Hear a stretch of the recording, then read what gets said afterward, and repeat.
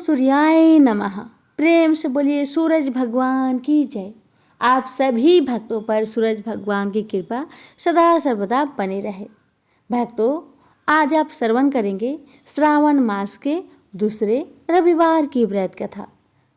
भक्तों, जो श्रद्धा पूर्वक सूर्य भगवान के व्रत करते हैं और कथा को सुनते हैं, उसके जीवन से रोग, शोक और दरिद्रता दूर हो जाते हैं। तो आइए मन को एकाग्र करें। शुद्ध श्रद्धा से आज हम सुनेंगे रविवार व्रत की पवित्र कथा, जो जीवन में सुख, सौभाग्य और संतान सुख देने वाली मानी गई है। प्रेम से बोलिए सूरज भगवान की जय। रविवार का व्रत करने और कथा सुनने से भक्तों पर सूरज भगवान की असीम कृपा प्राप्त होती है। तो आइए सुनते हैं सूरज भगवान की व्रत कथा। एक ब्राह्मण था। वह सूरज भगवान का बहुत बड़ा भक्त था। नहाता धोआता कहानी कहता था, पर कुछ कमाता नहीं था। ब्राह्मण घर में रहता तो ब्राह्मण की पत्नी हमेशा ब्राह्मण को एक ही बात कहती कि कहीं बाहर जाओ, कुछ कमा कर लाओ। ब्राह्मण की बातें सुन ब्राह्मण बहुत परेशान हो जाता था और घर से बाहर कहीं ब्राह्मण जाता तो आस पड़ोस के लोग उसे निकम्मा कहकर अपमानित किया करते थे। सभी लोगों से परेशान होकर ब्राह्मण सूर्य भगवान का पूजन सामग्री लेकर जंगल में चला गया और वह जंगल में एक बहुत बड़ा सूखा पीपल का पेड़ था। उसी पेड़ के नीचे बैठकर सूरज भगवान का पूजन किया करता था और कथा कहता था। उसी पीपल के पेड़ के आसपास एक सूखा सा तालाब था। उसमें थोड़ा सा ही पानी था। उसी पानी से लोटा भरकर वह ब्राह्मण सूर्य नारायण को जल चढ़ाया करता था। पूजा का जल बहकर सूखे पीपल के वृक्ष से होकर सूखे तालाब में जाया करता था। जल के जाते ही सूखे पीपल हरा भरा हो गया और सूखी तालाब साफ पानी से भर गया। तालाब का पानी इतना साफ हो गया कि उसी जल में सूर्य नारायण दिखाई देने लगे और कहने लगे, ब्राह्मण वर मांग, तू क्या मांगना चाहता है? ब्राह्मण ने सुना तो घबरा गया। सोचने लगा कि पीपल में कोई भूत प्रेत तो नहीं रहता। जब भी ब्राह्मण सुबह सूर्य नारायण का पूजा करता तभी आवाज आता। ब्राह्मण इस आवाज को सुनकर बहुत चिंता में पड़ गया और चिंता के कारण उसका शरीर दुबला हो गया। ब्राह्मणी भी कभी कभार अपने पति ब्राह्मण से जंगल में मिलने आया करती थी। ब्राह्मणी ने जब ब्राह्मण को दुबला पतला होते हुए देखा तो उसने पूछा, ब्राह्मण देव, आप दिन ब दिन सूखते क्यों जा रहे हैं? इसका क्या कारण है? तब ब्राह्मण ने सारा कहानी बताया। तब ब्राह्मणी ने कहा कि आपकी पूजा के बाद ही आवाज आती है ना, मुझे तो ये लगता है कि सूरज भगवान स्वयं ही आते हैं। मुझे लगता है सूर्य नारायण आपके व्रत से प्रसन्न है। वह आपको वरदान देने के लिए आते हैं। इसलिए इस बार जब भी आपको आवाज आए तो आप घबराइएगा मत, कुछ भगवान से मांग लीजिएगा। ब्राह्मणी की बातें सुन ब्राह्मण बोला, मैं कैसे मांगू और क्या मांगू? मुझे मांगना तो आता ही नहीं। अगर ज्यादा कुछ मांगना हो तो कहीं कुछ भूल जाओ तो, इसलिए तुम ही कुछ ऐसा उपाय बताओ जिससे मैं एक ही बार में सारा कुछ मांग लूं। ब्राह्मण की बातें सुन ब्राह्मणी ने उत्तर दिया, ब्राह्मण देव, जब भी सूर्य भगवान आपसे वरदान मांगने को कहे तब आप इस प्रकार से कहना, 9 खांडे महल के अंदर सोने के पालने में पर पोते को दास दासियों द्वारा खिलाते अपने आँखों से देखो। इस प्रकार लंबी उम्र, महल, बेटे पोते, पर पोते और धन सब मिल जाएगा। क्योंकि जब धन होगा तभी तो सोने का पालना दास दासियां होंगे और आंखें घुटने ठीक होंगे, और तभी तो पर पोते को सोने के पालने में झूला झूला सकेंगे और देख सकेंगे। दूसरे दिन पूजा के बाद जैसे ही आवाज आया तो ब्राह्मण ने वैसा ही किया जैसे ब्राह्मणी ने समझाया था। ब्राह्मण ने हाथ जोड़कर सूर्य भगवान से प्रार्थना किया, हे सूर्य नारायण, अगर आप मेरे पूजा से प्रसन्न है तो मुझे वर दीजिए कि 9 खांडे महल के अंदर सोने के पालने में पर पोते को दास दासिया द्वारा खिलाते अपनी आंखों से देखो। ब्राह्मण की बातें सुन सूरज भगवान ने कहा, देखने में तो ब्राह्मण सीधा साधा भोला भाला लगता है, पर एक ही बार में सब मांग लिया। सूरज भगवान ने कहा, जा तेरी इच्छा पूरी हो, जो तुमने मांगा तुम्हें अवश्य मिलेगी। ब्राह्मण जंगल से घर आया तो देखा कि उसकी टूटी हुई झोपड़ी की जगह एक 9 खांडा महल खड़ा है। दास दासी आ और जा रहे थे। ब्राह्मण ने उनसे कहा, यहाँ मेरी झोपड़ी और बूढ़ी ब्राह्मणी रहती थी, वो कहाँ गई, क्या तुम्हें पता है? इतने में ही उस 9 खांडे महल के दरवाजे से एक सुंदर औरत गहनों और सुंदर कपड़ों से सजी हुई बाहर आई और ब्राह्मण से बोली, आ जाइए, अपना ही घर है। ये सब तो सूर्य नारायण का चमत्कार है, उन्होंने आपकी मनोकामना को पूर्ण कर दिया है। ब्राह्मण की बातें सुन ब्राह्मण ने कहा, हम इतने सारे धन का क्या करेंगे? ब्राह्मणी ने कहा, क्या नहीं हो सकता है, धन से क्या नहीं हो सकता है, दान पुण्य यज्ञ होम करेंगे। फिर ब्राह्मण ने वैसा ही किया जैसे ब्राह्मणी ने बताया था। अब सब राजा की जगह ब्राह्मण का गुणगान करने लगे। राजा ने ये सब सुनकर ब्राह्मण को बुलवाया और पूछा, कल तक तो आपको खाना भी नहीं मिलता था, आज ऐसा चमत्कार, इतना सारा धन दौलत आपके पास कहाँ से आया? कहीं चोरी करी है या फिर डाका डाला है? ब्राह्मण ने कहा, ये सब तो सूर्य नारायण की कृपा है, और अपनी सारी कहानी राजा को बता दिया कि जंगल में ब्राह्मण के साथ क्या क्या हुआ और कैसे उसने सूर्य नारायण से वरदान मांगा। ब्राह्मण की बातें सुन राजा ने कहा, मेरे पुत्र नहीं है तो मुझे क्या करना चाहिए? ब्राह्मण ने राजा को सूर्य भगवान की पूजा विधि बताई और कहा, महाराज आप भी सूर्य नारायण का व्रत करें, आपकी सारी मनोकामना सूर्य नारायण जरूर पूरी करेंगे। ब्राह्मण के बताए हुए नियम से राजा ने भी सूर्य नारायण का व्रत किया और सूर्य नारायण के व्रत के प्रभाव से राजा को भी पुत्र का प्राप्ति हुआ। सभी सूर्य नारायण की जय जयकार करने लगे। हे सूर्य भगवान, जैसे ब्राह्मण और राजा की मनोकामना को पूर्ण किया, वैसे ही सबकी करना, कहानी कहने वाले की, कहानी सुनने वालों की, हुक्कारे भरने वालों की, सबकी मनोकामना को आप पूर्ण करना। द्वारपर की बात है।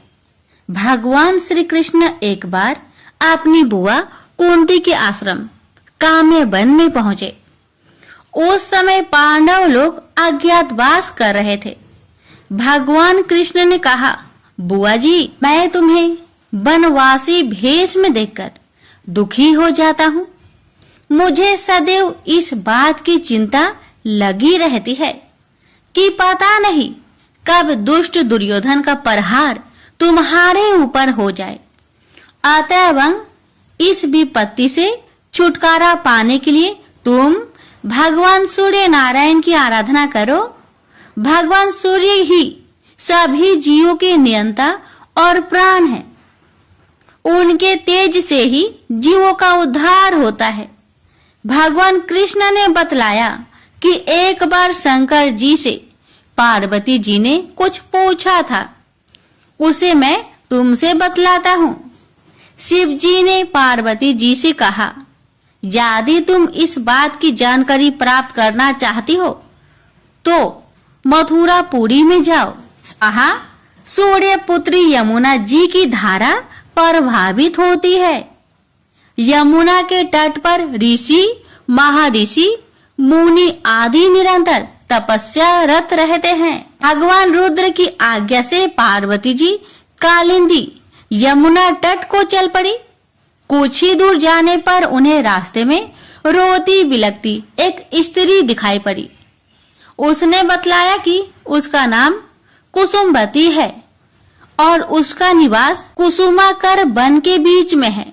संतानहीनता होने के कारण उसके पति बसंत ने उन्हें त्याग दिया है और इस प्रकार वह निराश्रिता हो गई है। पार्वती जी उस स्त्री को साथ ले आगे चली गई। उन्हें रोती हुई एक दूसरी स्त्री मिली। उसने बताया कि मेरा नाम गंगा है। मेरे पति महाराज शांतनु ने पुत्रों के जीवित न रहने के कारण मुझे अपमानित किया, जिससे मैं दुखी होकर घर चली आई हूँ। इसी प्रकार थोड़ी दूर जाने पर मधुबन में माधवी नाम की एक स्त्री और मिली, जो पति के वैभव का नाश होने के कारण घर से निकाल दी गई थी। इनके अंतरल आगे जाने पर कुमुद वन में कुमुदा नाम की स्त्री से भेंट हुई, जिसके पति को राजा ने बंदी बना लिया था और वह व्याकुल होकर विलाप कर रही थी। उन सभी स्त्रियों को साथ लेकर पार्वती जी यमुना तट पर जा पहुंची। उस तट पर पूजन उत्सव देखकर पार्वती जी ने ऋषि पत्नियों से पूछा कि यह किस देव की आराधना हो रही है, इस पूजन का विधान और फल क्या है। उनकी बात सुनकर एक ऋषि पत्नी ने कहा, यह जगत पिता सूर्य नारायण का व्रत है और सभी मनोरथों को पूर्ण करने वाला है। इस व्रत को करके प्रत्येक नर नारी अभिष्ट सिद्धि प्राप्त होती है।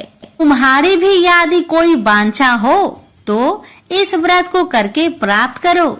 ऋषि पत्नियों से ऐसी बात सुनकर पार्वती जी अत्यंत प्रसन्न हुई और उस व्रत के विधान का फल को जानकर शिव जी के पास लौट आई।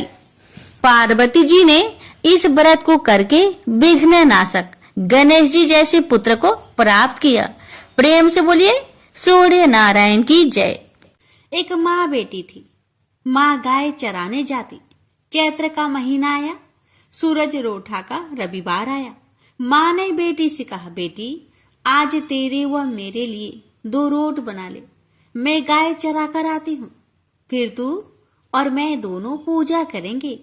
बेटी ने माँ के निमित्त एक रोट तैयार किया। इतने में सूरज भगवान जोगी का रूप धारण करके आए और बोले, माई भिक्षा दो।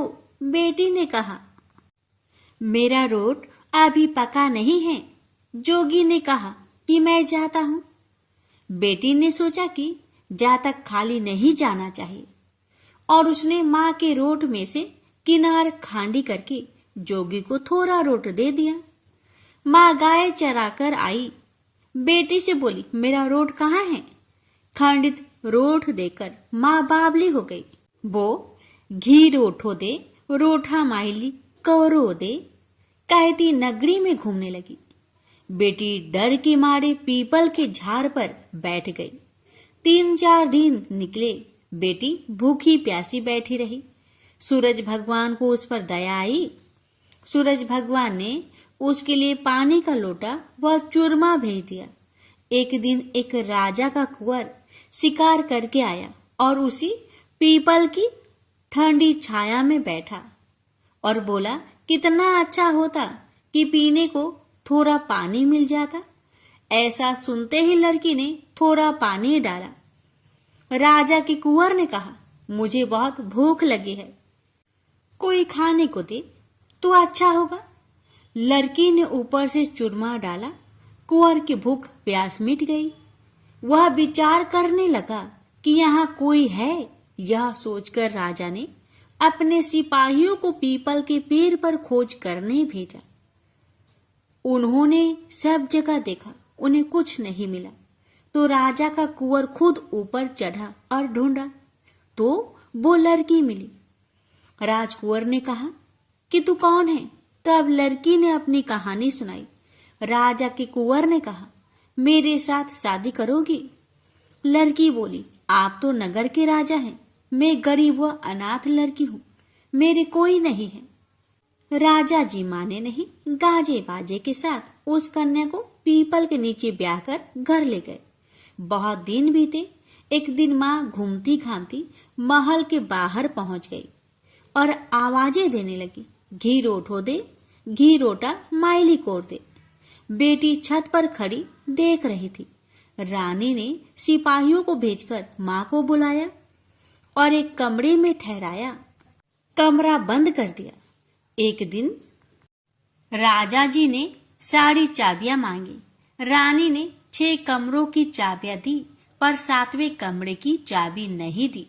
राजा ने जीत करके 7वें कमरे की चाबी लाकर 7वां कमरा खोला तो आगे सोने की शिला देखी। राजा ने रानी से पूछा, ये क्या है? रानी ने कहा, ये मेरे पीहर की भेंट है। राजा बोले, हमको आपका पीहर देखना है। रानी ने कहा, मेरे पीहर नहीं है, आप तो मुझे पीपल के पेड़ के नीचे से ब्याह कर लाए थे।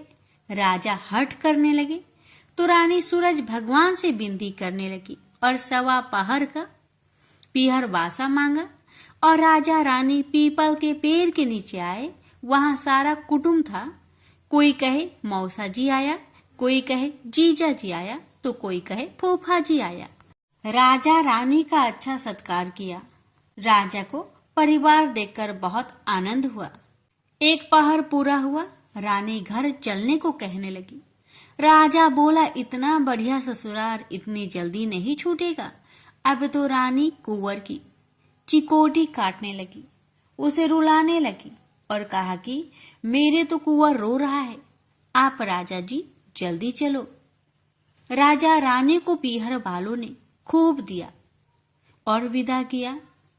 जल्दी में राजा जी अपने पैरों की मोचरी व घोड़ी का तजना वही भूल गए। थोड़ा आगे जाते ही राजा को याद आया तो सिपाहियों से कहा कि रथ वापस घुमाओ, मेरी घोड़ी का तजना और मेरे पैरों की मोचरी वही रह गई है। रानी कहने लगी कि इतनी सी चीज के लिए पीछे वापस क्यों जाते हो? इतना धन उन्होंने दिया है। राजा ने एक नहीं सुनी। पीपल के नीचे गए और देखा कि वहां राजा जी का सामान पड़ा है, पत्ते उड़ रहे हैं, पर कोई परिवार वैभव नहीं है। राजा बोले, रानी ये सब क्या है? रानी बोली, मैंने सूरज भगवान से 1.25 पहर का पीहर बासा मांगा। मेरी तो एक माँ है जिसका रोट खंडित होने से वो पागल हो गई। घूमते घूमते महल के नीचे आई तो मैंने उसे बुलाकर कमरे में बंद कर दिया। उसकी सोने की शिला हो गई। इतना सुनते ही राजा ने नगर में ढिंढोरा पिटवाया कि चैत्र के किसी भी रविवार को पीहर बासे के लिए सूरज जी का व्रत करना चाहिए।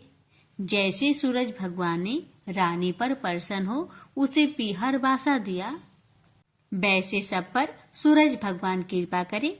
खोटी की खरी, अधूरी की पूरी, सूरज भगवान की जय। जहाँ बात उस समय की है जब देवलोक के शिल्पकार विश्वकर्मा भगवान की एक पुत्री थी। उसका नाम था संज्ञा। वह दिन भर तपती धूप में खेला करती थी। सूर्य की तेज किरणों से जैसे उस पर कोई असर ही नहीं होता था।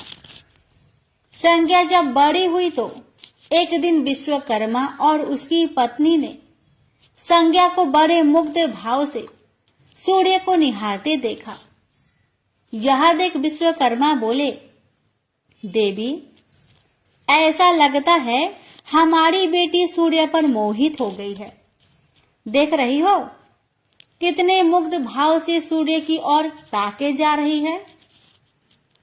मुझे भी ऐसा ही लगता है हे स्वामी। विश्वकर्मा की पत्नी ने कहा। सूर्य के सौंदर्य के प्रति संज्ञा का आकर्षक उसकी आयु के साथ बढ़ता ही गया। एक दिन विश्वकर्मा उसे अपने साथ हाथी पर बैठाकर सैर करने को निकले। अपनी पुत्री को सूर्य की ओर निहारते देख उन्होंने पूछ लिया, बेटी, अब तुम छोटी नहीं रही। मैं सोचता हूं जल्दी ही तुम्हारा ब्याह कर दूं। बताओ बेटी बताओ, किस देव को तुम चाहती हो? बताओ, मैं तुम्हारा विवाह उसी देव के साथ करूंगा जिसको तुम चाहती हो।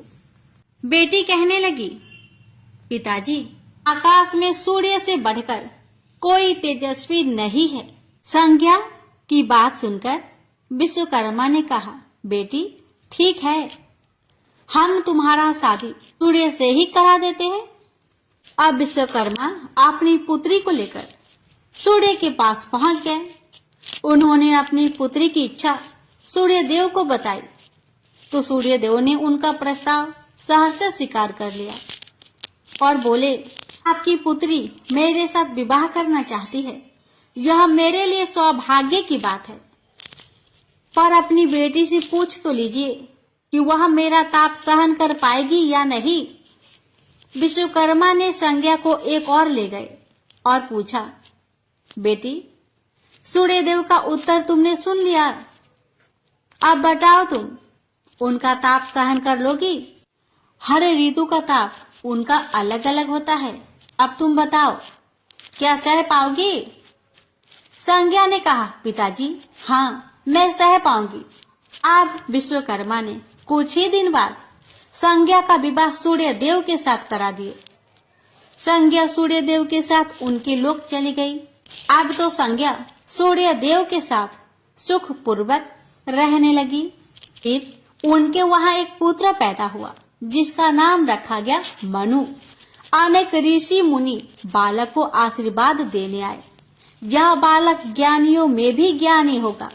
ऋषियों ने भविष्यवाणी की, आशीर्वाद सच निकला। जब वह कुछ बड़ा हुआ तो ऋषि मुनियों से शिक्षा ग्रहण करने लगा।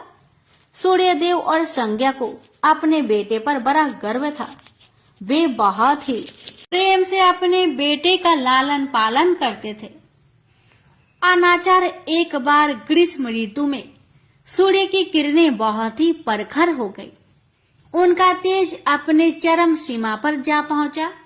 संज्ञा की चमड़ी रसने लगी। सूर्य देव ने उसे अपने पास बुलाया तो वह अपनी आंखों पर हाथ रखकर उनके पास पहुंची। सूर्यदेव बोले, संज्ञा मेरी ओर देखो, तुमने अपनी आंखें क्यों ढक ली? नेत्र खोलो और मेरी ओर देखो, मैं तुम्हारा पति हूँ। संज्ञा बोली, स्वामी आपके ताप से मेरी आंखें खुल नहीं पा रही है। संज्ञा की बात सुन सूर्य देव ने कहा, इसका अर्थ तो ये हुआ कि तुम मुझे अपने से दूर कर रही हो। विवाह के पूर्व मैंने तुमसे पूछा भी था कि क्या मेरा ताप सहन कर पाओगी। तुम्हारी सहमति पाकर ही मैंने तुम्हारे साथ विवाह करना स्वीकार किया था, लेकिन अब तुम अपने वचन से मुकर रही हो। सूर्यदेव क्रोधित होकर कहने लगे। संज्ञा बोली, हे स्वामी, इसमें मेरा दोष नहीं, आपका ताप ही प्रखर है। यह सुन सूर्यदेव और भी कुपित हो उठे और बोले, सुनो संज्ञा, प्राणवान वस्तुओं को जीवित रखने वाला मैं ही हूँ, परंतु तुमने मेरी ओर से आंखें बंद कर ली, अतः तुम्हारे गर्भ से जो बालक उत्पन्न होगा वह यम होगा। यम अर्थात मृत्यु का देवता। संज्ञा वहां से भाग जाना चाहती थी, लेकिन बच्चों का मोह उसे विवश किए हुए था। संज्ञा की एक सहचरी थी, उसका नाम था छाया, जो हूबहू संज्ञा की ही प्रतिलिपि थी। उसने इस विषय में छाया की मदद लेने का निश्चय किया। उसने छाया को बुलाया और अपनी समस्या बताई। सुनकर छाया बोली, मुझे क्या करना होगा? तो संज्ञा कहने लगी, तुम संज्ञा बनकर मेरे पति के साथ जाओ और उनकी पत्नी और बच्चों की मां बनकर वहीं रहो। फिर छाया ने कहा, अगर उन्होंने मुझसे पूछताछ की तो मैं क्या कहूंगी? तो संज्ञा ने कहा, तुम बता देना कि मैं संज्ञा हूँ, अपना भेद कभी मत खोलना। छाया कहती है, लेकिन मैं ये सब कैसे करूंगी? और करूंगी तो मेरी एक शर्त भी है कि अगर कभी सूर्यदेव मुझ पर बिगड़े या फिर श्राप देने लगे तो मैं सारा भेद खोल दूंगी। संज्ञा ने कहा, ठीक है छाया, अब जाओ और मेरे बच्चों को संभालो। तुमने मुझे बहुत ही कठिन काम सौंपा है संज्ञा। छाया कहने लगी, फिर भी मैं भरसक प्रयत्न करूंगी। और वहां से छाया चली गई। उसके जाने के बाद संज्ञा सोचने लगी, मैं मायके जाती हूँ, माँ और पिताजी मुझे देखकर बहुत प्रसन्न होंगे। मैं कुछ समय वहां रहूंगी, परंतु पिताजी तो कहेंगे स्त्री की शोभा पति के घर में रहने में ही है। ऐसे ही विचारों में उलझी बेचारी संज्ञा मायके को चल पड़ी। रास्ते में उसके मस्तिष्क में उलझने टकराने लगी। वह सोचने लगी, पिताजी जब मुझे लौट जाने को कहेंगे तब मैं क्या करूंगी? तब मैं जंगल में चली जाऊंगी। इसी सोच विचार के साथ संज्ञा अपने मायके पहुंच गई। पिता ने उसका बड़ा सत्कार किया। बोले, आओ बेटी आओ, सब कुशल मंगल तो है? तो संज्ञा बोली, नहीं पिताजी नहीं, आपने ठीक ही कहा था। ग्रीष्म ऋतु में मैं सूर्य देव की ताप सहन नहीं कर सकी। अब तो संज्ञा कुछ दिन अपने पिता के घर में सुख से रही। एक दिन पिता ने उससे कहा, बेटी संज्ञा, तुम्हारे आने से मुझे बड़ा हर्ष हुआ है, मुझे बहुत अच्छा लगा। परंतु विवाह हो जाने के बाद स्त्री को मायके में अधिक दिन तक नहीं ठहरना चाहिए। अब तुम अपने पति के घर जाओ, फिर कभी हमसे मिलने आना। तुम मुझे बहुत प्यारी हो, किंतु पति का घर ही स्त्री का घर होता है। यही मैंने सोचा था, संज्ञा मन ही मन बोली। और एक रात चुपचाप पिता का घर छोड़कर वह जंगल में चली गई। वह सोचने लगी, मैं सूर्य के सामने नहीं जा सकती, अतः घोड़ी बन जाती हूँ। उस रूप में मुझे यहाँ कोई पहचान नहीं पाएगा। घोड़ी का रूप धारण कर संज्ञा सूर्य के ताप की शक्ति को कम करने के लिए तपस्या करने लगी। तो छाया ने सूर्य के यहाँ जाकर संज्ञा का स्थान ले लिया। सूर्य देव ने उसे संज्ञा ही समझा। वे बोले, तुम लौट आई मेरे यहाँ? तो छाया कहने लगी, क्षमा कर दो स्वामी, मैंने अपनी दुर्बलता को जीत लिया है। छाया बड़े ही खेद स्वर में बोली। सूर्य देव कहने लगे, संज्ञा, मैं तो कब का ही तुम्हें क्षमा कर चुका हूँ। अब घर की जिम्मेदारी संभालो, बच्चों का लालन पालन करो। छाया ने कक्ष में लेटे दोनों बच्चों पर निगाह डाली और घर की जिम्मेदारियां संभाल ली। छाया इस घर में सुखी थी। वह प्राय सोचा करती थी कि बेचारी संज्ञा को कितना अच्छा घर त्यागना पड़ा उसे। क्या वह कभी नहीं लौटेगी? समय पाकर छाया को एक पुत्र हुआ। पुत्र पैदा होने के बाद वह कुछ चिंतित रहने लगी। मुझे यह नहीं भूलना चाहिए कि मैं संज्ञा नहीं, छाया हूँ। छाया ने एक पुत्र और पुत्री को जन्म दिया। अब छाया का व्यवहार बदलने लगा। वह अपने बच्चों से तो ज्यादा प्यार करती, लेकिन संज्ञा के बच्चों को टारने और उनके साथ दुर्व्यवहार करने लगी। मनु ने तो बी माता के व्यवहार को नजरअंदाज कर दिया, लेकिन यम को उसका व्यवहार खटकता रहा। माता छाया का यमुना बहन के साथ ऐसा व्यवहार करना उचित नहीं। वह अपने बच्चों के साथ तो कितना अच्छा व्यवहार करती थी। हम भाई बहन से नफरत, एक दिन तो हद ही हो गई। छाया ने यमुना के बाल पकड़े और उसे डंडे से पीटते हुए बोली, कमबख्तो, मरते भी तो नहीं, मर जाओ तो मेरा पीछा छूटे। जब छाया देर तक यमुना को पीटती रही तो यम से न रहा गया। उसने जाकर छाया का हाथ पकड़ लिया और गुस्से से बोला, बस माता बस, अब तुमने यमुना पर हाथ उठाया तो मुझसे बुरा कोई ना होगा। अच्छा, तेरी यह हिम्मत, मुझे धमकी देता है? ठहर जा, आज मैं तेरे पिताजी से इसकी शिकायत करूंगी। छाया बड़े ही क्रोध स्वर में बोली, लेकिन छाया ने इस डर से सूर्य देव से शिकायत न की, कहीं उसका भेद उजागर न हो जाए। लेकिन यम और यमुना ने तंग आकर अपने पिता से उसकी शिकायत अवश्य कर दी। पिताजी, यह स्त्री हमारी माँ नहीं है। यम ने कहा, हाँ पिताजी हाँ, पुत्र माता से विमुख हो सकता है, परंतु माता की ममता कभी कम नहीं होती। यमुना भी बोल उठी। सूर्यदेव ने कहा, मैं देख लूंगा, तुम जाओ, डरो नहीं, बस सब ठीक हो जाएगा। ऐसा कहकर सूर्यदेव ने बच्चों को धैर्य बंधाया, लेकिन बच्चों के जाते ही वह सोच में पड़ गए। बच्चे ठीक कहते हैं, यह अवश्य कोई मायाविनी है। सूर्यदेव गुस्से में भरकर छाया के पास पहुंचे और उसके केस पकड़कर झंझोरकर बोले, सच बताओ तुम कौन हो, अन्यथा मैं तुम्हें कठोर दंड दूंगा।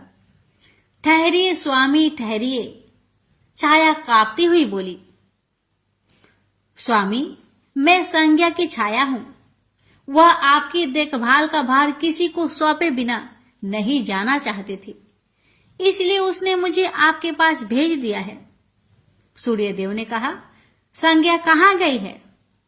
तो छाया ने बताया, अपने पिता के यहाँ। अब तो सूर्यदेव सीधे विश्वकर्मा के पास पहुंचे और उनसे पूछा कि संज्ञा कहाँ है? तो विश्वकर्मा जी ने कहा, वह तुम्हारे तेज से बचने के लिए यहाँ आई थी। विश्वकर्मा की बातें सुन सूर्यदेव ने कहा, तो आप मेरा तेज को घटा दीजिए, फिर उसे खोजने के लिए चलते हैं। विश्वकर्मा ने सूर्यदेव के तेज का 8वां भाग को छाट दिया, जिससे उनका तेज घट गया। फिर वे संज्ञा को खोजने निकले।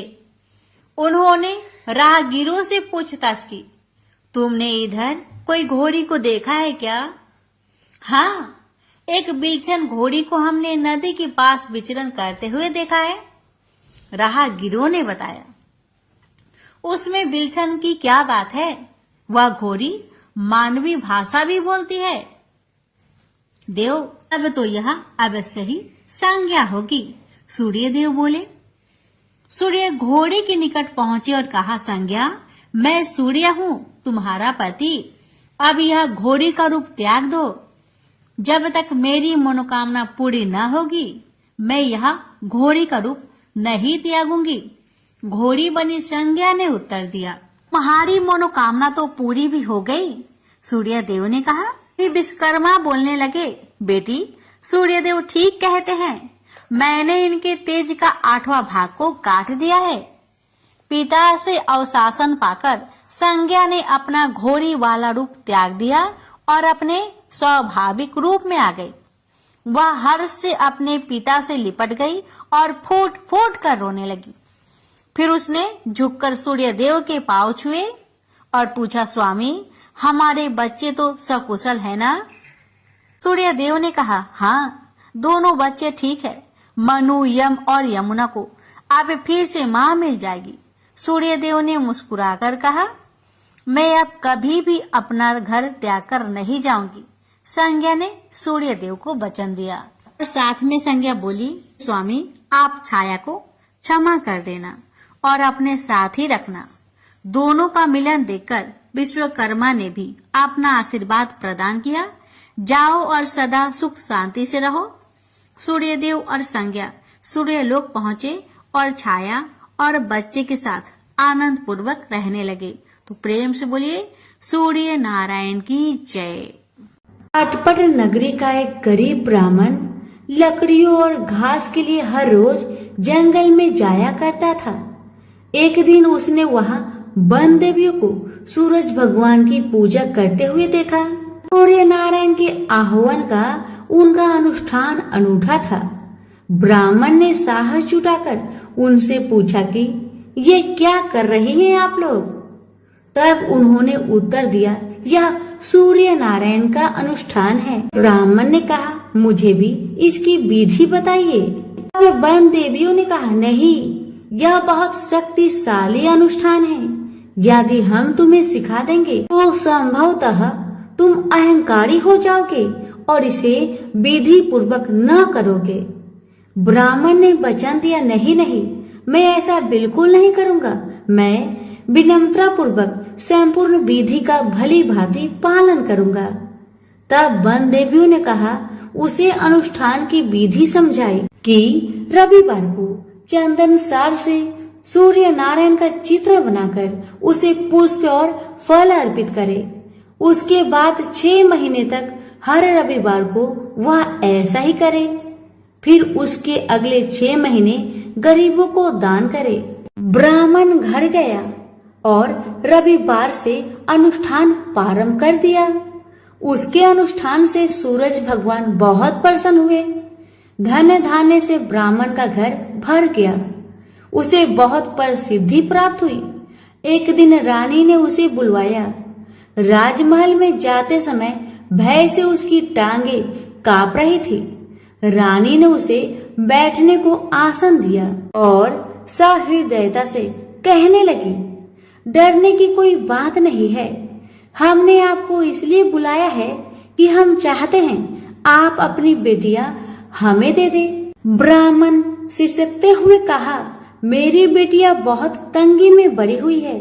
राजवंश में उनके साथ चाकरों के समान आप व्यवहार करेंगी। रानी ने उसे आश्वस्त किया कि नहीं नहीं, ऐसी बात नहीं है, आप चिंता ना करें, उनके साथ राजसी व्यवहार किया जाएगा। एक का राजा से विवाह होगा और दूसरी का मंत्री से होगा। ब्राह्मण ने खुशी खुशी रानी का प्रस्ताव स्वीकार कर लिया। शीघ्र ही विवाह हो गए और ब्राह्मण की बिटिया ससुराल चली गई। पूरे 12 बरस ब्राह्मण उनसे मिलने नहीं आया। वह अपने काम और काज में और अनुष्ठान में व्यस्त रहता था। तथा 12 बरस बाद उसने बेटियों से मिलने की सोची। पहले वह बड़ी बेटी के पास गया। बड़ी बेटी राजा से ब्याही थी। बेटी ने पिता को रत्नजड़ित चौकी पर बिठाया। सुगंधित जल से उनके हाथ पैर धुलवाए और मिठाई परोसी। ब्राह्मण ने कहा, जलपान से पहले तुम मेरी कथा सुनोगी? पर बेटी ने कहा, नहीं बाबा, आज मुझे अवकाश नहीं। महाराज अखेट के लिए प्रस्थान करने वाले हैं। मुझे उनके खाने की व्यवस्था करनी होगी। ब्राह्मण को उसका व्यवहार बहुत अशिष्ट लगा। वह क्रोध होकर वहाँ से चल पड़ा। ब्राह्मण वहाँ से छोटी बेटी के पास गया जो कि मंत्री से ब्याही गई थी। बेटी पिता को देखकर बहुत प्रसन्न हुई। बेटी ने उसे नक्काशीदार चौकी पर बिठाया। सुगंधित जल से हाथ पांव धुलवाए और उनके खाने के लिए मिठाई लेकर आई। ब्राह्मण ने कहा, बेटी, जलपान से पहले तुम्हें मेरी कथा सुननी होगी। बेटी ने कहा, हाँ अवश्य बाबा, कथा सुनकर मुझे प्रसन्नता होगी। यह कहकर वह घर के भीतर जाकर 6 मोती लेकर आई। 3 मोती पिता के हाथ पर रखे और 3 अपने हाथ में रखे। यह कथा ब्राह्मण ने आज से पहले किसी को नहीं सुनाई थी। उसने बेटी को बताया कि कैसे वह वन देवियों से मिला और कैसे उन्होंने उसे सूर्य नारायण का अनुष्ठान पूजन विधि बताया। बेटी ने एक एक शब्द को बड़े ध्यान से सुना। फिर ब्राह्मण ने मुदित मन से जलपान ग्रहण किया और घर लौट आया। पंडिताइन ने बेटी की कुशल क्षेम पूछी। ब्राह्मण ने उसे सारी बातें बताई और कहा कि बड़ी वाली मेरी बेटी ने मेरी कथा नहीं सुनी, उसे इसका फल भुगतना पड़ेगा। और वही हुआ। उसका पति सेना लेकर दूसरे राज्य पर आक्रमण करने गया था और वापस नहीं लौटा, पर दूसरी बेटी ने उसकी कथा सुनी थी, सो वह सुखी थी। उसकी समृद्धि दिनों दिन बढ़ती गई। दुर्भाग्य से बड़ी बेटी का पिंड नहीं छोड़ा। उसके लिए एक एक दिन काटना दूभर हो गया था। एक दिन उसने अपने बड़े बेटे से कहा, घर में कुछ नहीं है, अपनी मौसी के पास जाओ और कोई उपहार लेकर आओ। वह जो दे घर ले आना। अगले रविवार को राजकुमार मौसी के घर गया। वहाँ वह तालाब पर गया और स्नान करने आई औरतों से पूछा, तुम किसके यहाँ काम करती हो? उन्होंने उत्तर दिया, हम मंत्री की पत्नी की दासियां हैं। राजकुमार ने कहा, अपनी मालकिन से जाकर कहो कि उनकी बहन का बेटा आया है। ये भी कह देना कि उसके कपड़े फटे हुए हैं, इसलिए वो उसे पिछले दरवाजे से महल के भीतर आने दे। दासिया उसे पिछले दरवाजे से भीतर ले गई। मौसी ने उसके नहाने के लिए सुवासित जल रखवाया, पहनने को नए कपड़े दिए और राजसी भोज करवाया। फिर उसने बेटे को मोहरों से भरा हुआ कद्दू दिया। वह चलने लगा तो मौसी ने कहा, इसे संभाल कर ले जाना, कहीं खोना मत। और रास्ते में सूर्य भगवान ने माली के भेष धारण करके मोहर से भरा हुआ कद्दू चुरा लिया। वह घर पहुंचा तो माँ ने उससे पूछा कि मौसी ने तुम्हें क्या दिया। राजकुमार ने खाली हाथ दिखाते हुए कहा, जो भाग्य ने दिया वह कर्म ने छीन लिया। मौसी ने जो दिया वह रास्ते में खो गया। अगले रविवार को रानी ने दूसरे बेटे को भेजा। वह भी शहर के तालाब पर गया और नहाने धोने आई औरतों से पूछा, तुम कहाँ काम करती हो? औरतों ने कहा, हम मंत्री की पत्नी की दासियां हैं।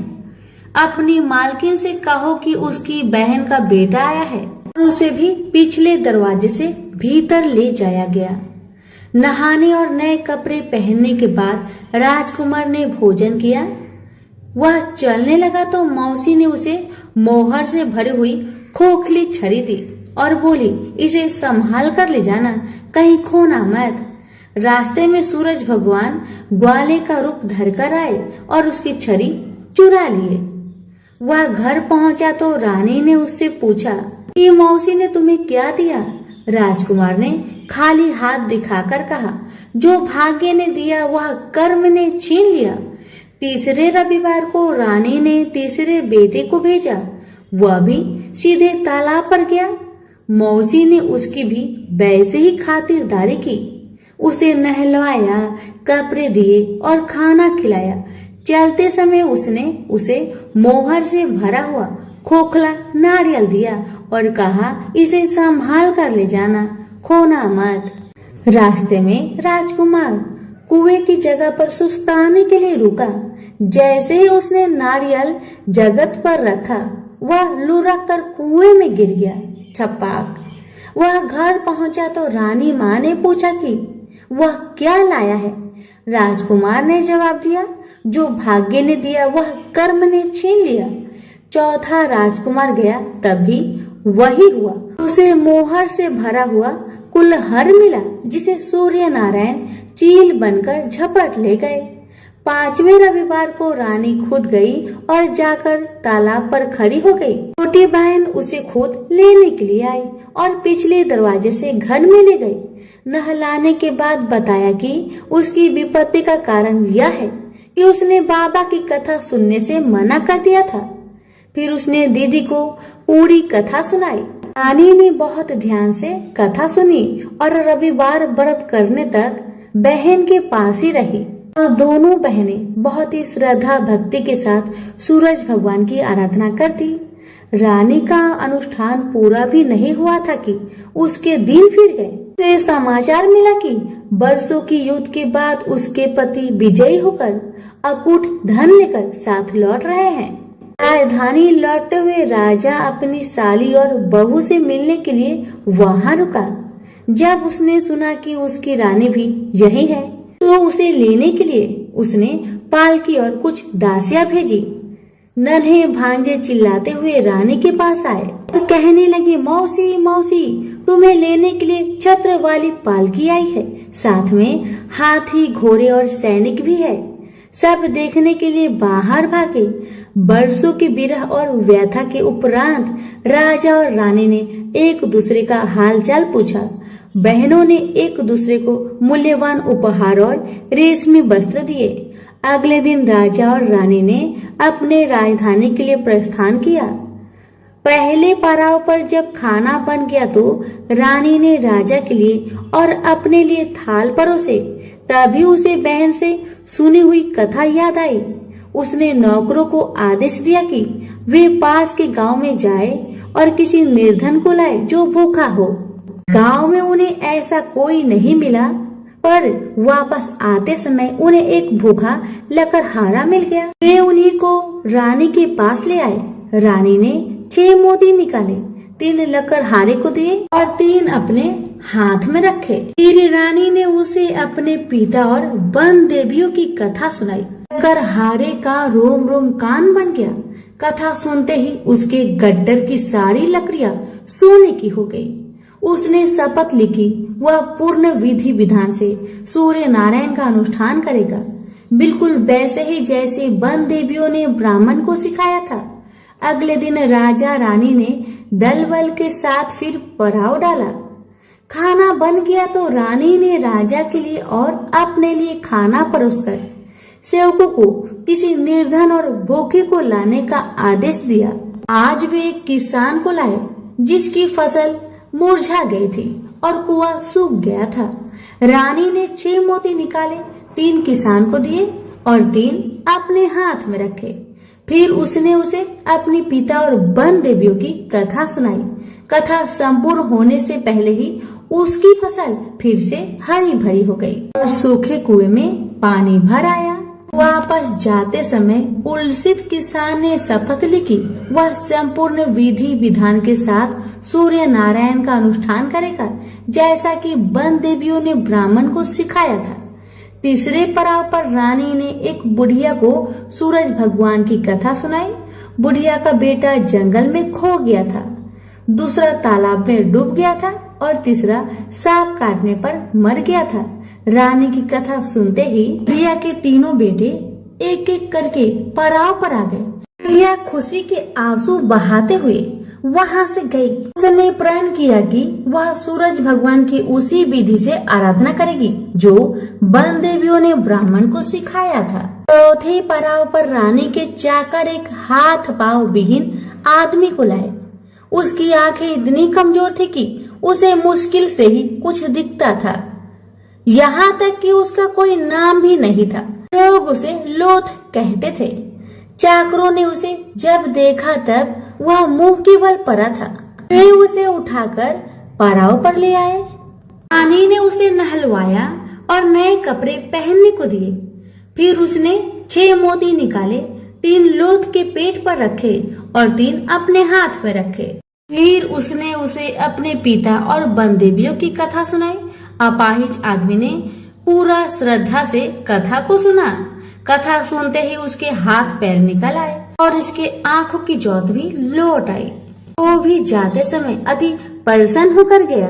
उसने शपथ लिया कि वह सूर्य नारायण की विधि पूर्वक आराधना करेगा, जैसे कि वन देवियों ने ब्राह्मण को बताया था। अगले दिन राजा और रानी अपनी राजधानी पहुंच गए। वे महल में भोजन करने के लिए बैठे तो सूरज भगवान स्वयं प्रकट हुए और उनके साथ भोजन करने की मनसा दर्शाई। राजन ने महल के सारे दरवाजे खुलवा दिए और अनेकानेक उत्कृष्ट व्यंजन बनाने का आदेश दिया। प्रत्येक पकवान को 6 अलग अलग खुशबुओं के साथ परोसा गया। सूर्य नारायण और राजा खाने के लिए बैठे। सूर्य नारायण को पहले कौर में ही एक लंबा वाल दिखा। वह क्रोधित होकर चिल्लाए, यह किस अधम स्त्री का वाल है? रानी भय से पीली पड़ गई। उसे याद आया कि अपनी विपत्ति के 12 वर्षों में वह उल्टे के नीचे बैठकर कंघी किया करती थी। संभवतः वह उसी का बाल है। वह सूरज भगवान के पैरों में गिर पड़ी, पर सूरज भगवान ने उसे माफ नहीं किया। अंततः रानी ने मोटी मोटी कंबल ओढ़ी, उल्टी में से एक एक लकड़ी निकाली और उस लकड़ी और बाल को शहर के बाहर ले जाकर अपने बाएं कंधे के ऊपर से फेंका। तब कहीं सूर्य नारायण का क्रोध शांत हुआ और उन्होंने भोजन ग्रहण किया। ब्राह्मण, राजा रानी, उनके बच्चे, मंत्री की पत्नी, लकड़हारा, किसान, बुढ़िया और वह आदमी जिसे लोथ कहा जाता था, सभी को सूर्य नारायण की अनुकंपा से लंबी आयु मिली। जब तक वो जिए सुख से जिए। तो सभी प्रेम से बोलिए सूर्य नारायण की जय। एक था राजा, एक थी रानी। उनके पास सिपाही, घोड़े, दास दासिया, धन दौलत सब कुछ था। सिर्फ उन्हें संतान नहीं थी। इसी कारण राजा रानी बहुत ही दुखी रहते थे। संतान प्राप्ति के लिए उन्होंने हर तरह का दान धर्म, धार्मिक अनुष्ठान, जप, मंत्र, व्रत, पूजा पाठ किए, लेकिन कोई फायदा नहीं हुआ। अब राजा रानी दोनों ही बुढ़ापे की ओर बढ़ते गए। बुढ़ापे की ओर जैसे ही बढ़ते गए वैसे ही दोनों गहन सोच में पड़ गए। ये सोचकर कि उनकी कोई संतान नहीं है तो फिर इतने बड़े राज्य का क्या होगा, कौन बनेगा इस राज्य का वारिस, कौन लेगा प्रजा की जिम्मेदारी। राजा रानी दिन रात इसी चिंता में रहने लगे। उन्हें तो अब खाना पीना भी अच्छी नहीं लगती। एक सुबह की बात है कि राजा के दरबार में एक साधु जी आए तो दासी रानी को इतला करती है। तब वह दासी से कहती है, यह मेरा अंतिम दान धर्म है, इसके बाद में अपने हाथों से कोई दान धर्म नहीं करूंगी। रानी चावल भरा छाछ हाथ में लेकर बाहर आती है और साधु की झोली में भिक्षा डालने के लिए आगे बढ़ती है तो उसके चेहरे पर छाई हुई चिंता साधु की दृष्टि में आती है। वह पूछते हैं, क्या बात है रानी साहिबा, क्या हुआ है, आप इतनी चिंतित और उदास क्यों हैं? तब रानी ने साधु महाराज को अपनी सारी व्यथा सुनाई और सिसकने लगती है। उस पर वह साधु कुछ पल गंभीर हो जाते हैं और कहते हैं, चिंता मत करना रानी साहिबा, आपकी संतान होगी, आपकी इच्छा पूरी हो जाएगी, चिंता ना करें, आपकी कोख से एक पुत्र जन्म लेगा। मात्र वह 14 साल तक ही आप लोगों को मिलेगा, उसके आगे वह इस मृत्यु लोक में नहीं रह पाएगा। इससे बढ़कर आपको कुछ देना मेरे लिए संभव नहीं है।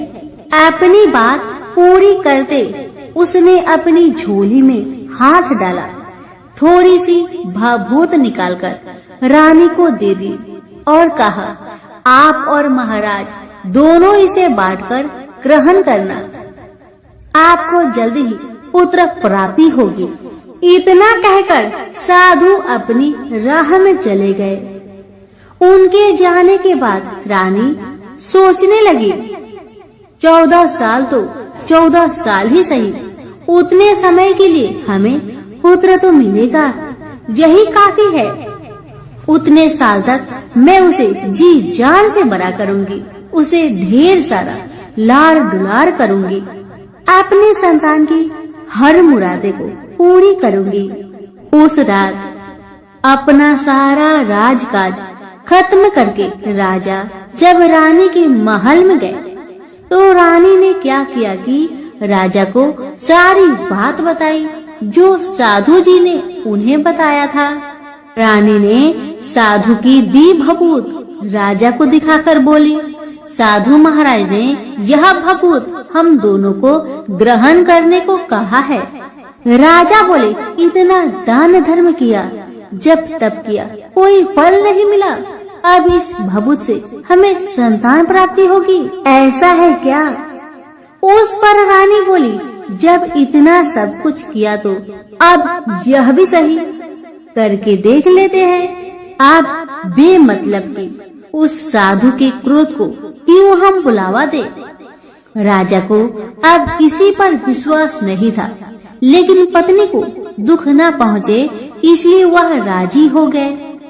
राजा राजी हो गया तो फिर क्या होता है कि राजा रानी दोनों नहाते धोआते हैं, फिर अपने अपने भगवान का स्मरण करते हैं, अपने पुरखों को स्मरण करते हैं और उस साधु महाराज का नाम स्मरण करके वह भभूत बांटकर दोनों खाते हैं।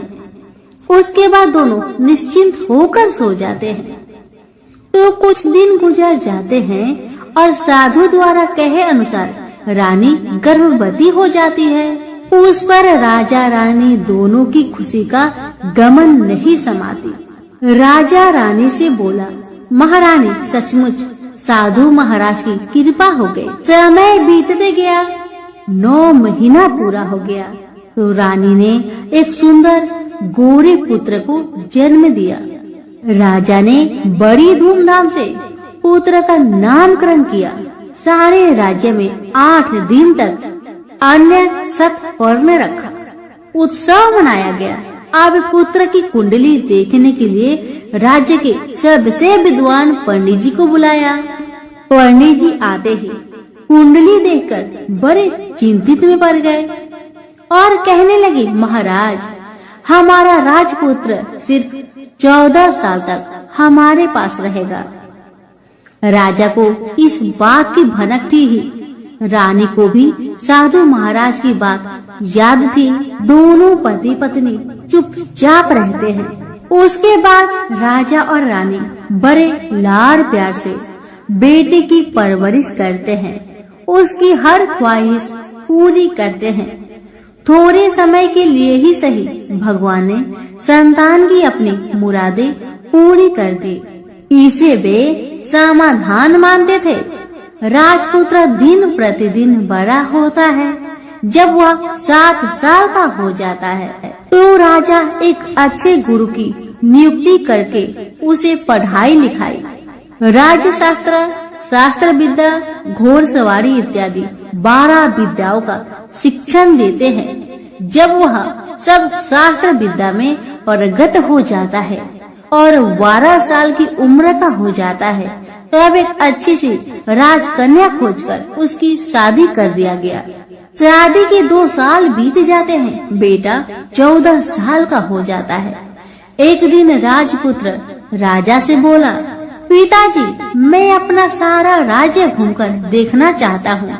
आज तक मैंने सिर्फ इस राजबाड़े के अतिरिक्त कुछ नहीं देखा है। बेटे की बात सुनकर राजा बड़ी चिंतित हुए, क्योंकि पुत्र को 14वां साल शुरू हो गया था।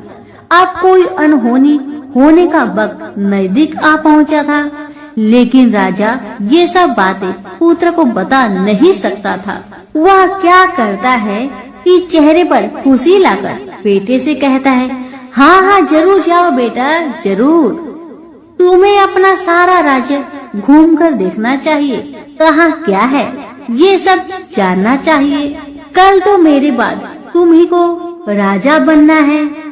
मात्र एक बात का ध्यान रखे कि तुम जहाँ जा रहे हो, क्या कर रहे हो, क्या बात अपनी पत्नी को नहीं बताना। पुत्र ने कहा, ठीक है पिताजी, आपने जो कहा है मैं वैसा ही करूँगा। तो होता है ये कि राजपुत्र दिन भर अपने पत्नी के साथ मौज मस्ती करता है, खुशियाँ मनाता है और रात को ठीक 12 बजे बिस्तर से उठकर बाहर चला जाता है। फिर पौ फटने से पहले वापस अपने महल में आकर सो जाता है। ऐसे बहुत दिनों तक चलता रहा।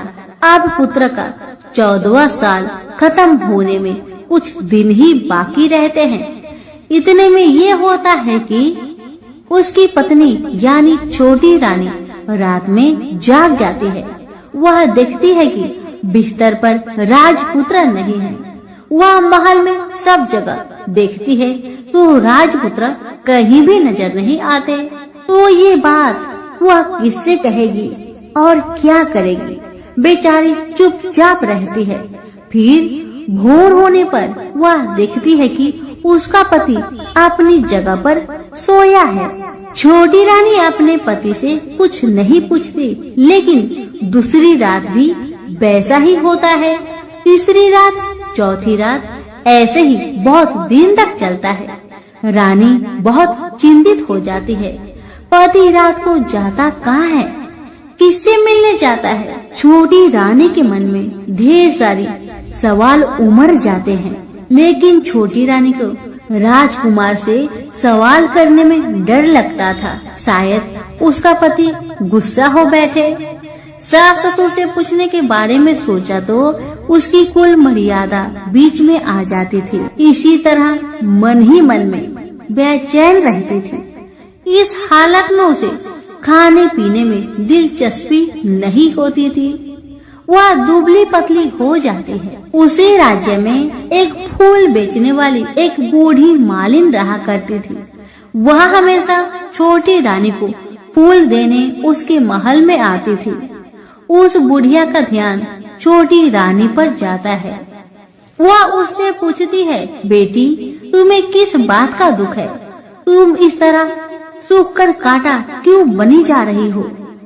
उस पर रानी कहने लगी, क्या बताऊं बूढ़ी अम्मा, तुम्हारा राजपुत्र हर रात बिस्तर पर से उठकर कहीं और चला जाता है और सुबह भोर होते ही वापस आकर सो जाता है।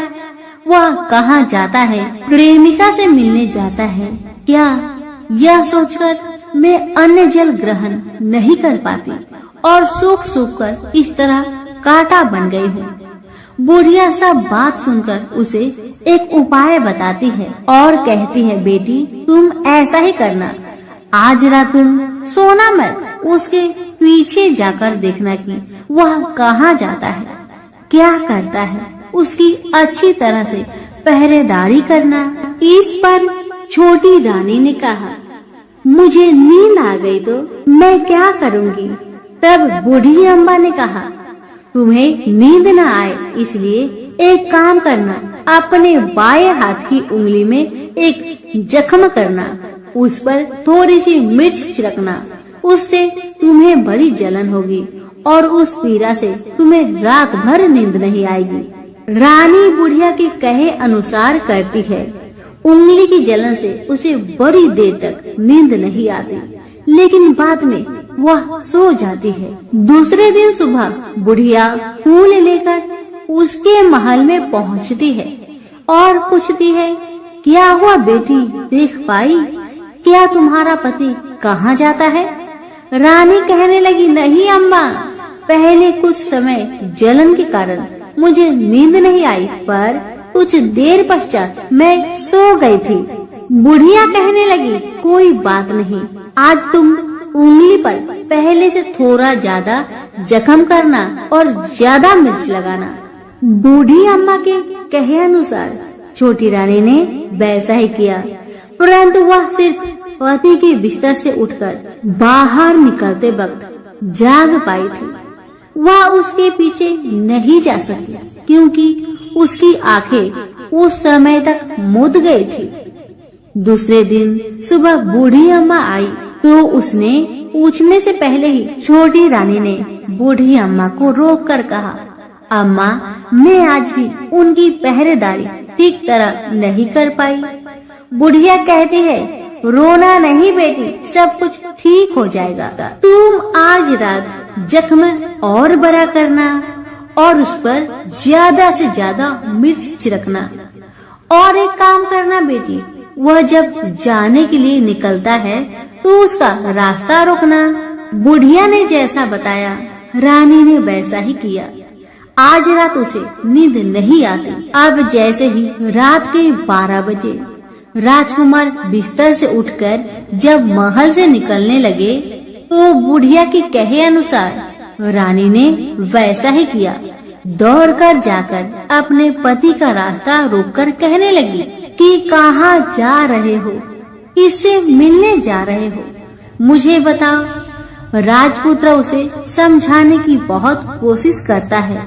देखो, अगर मैंने तुम्हें वह बताया तो मैं तुम्हें दोबारा नहीं मिल पाऊंगा। पत्नी कहने लगी, कोई बात नहीं, न मिल पाओ, लेकिन आप रात के समय कहाँ जाते हो ये मुझे पहले बताओ। अब राजपुत्र निरुपाय हो जाता है।